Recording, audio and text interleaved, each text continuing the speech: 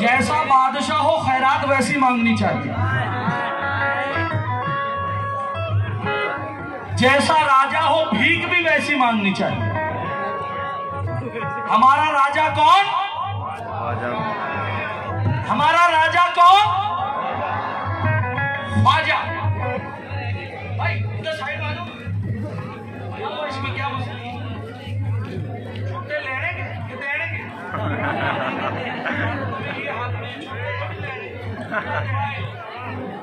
इधर आ जाओ, उधर चले जाओ और उधर चले जाओ।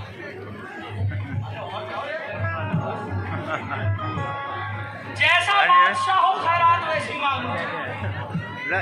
ना बंगला, ना कार, ना जमीन, ना जायदाद।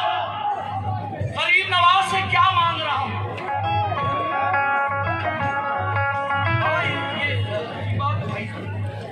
बिल्कुल सवाल एकदम से आए ना, इसका मतलब है अमल है उनकी।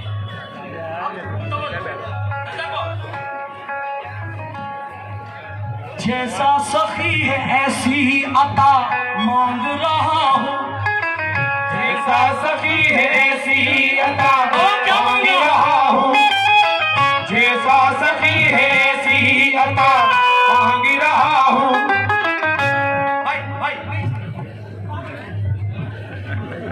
जैसा सखी है ऐसी अता मांग रहा हूँ।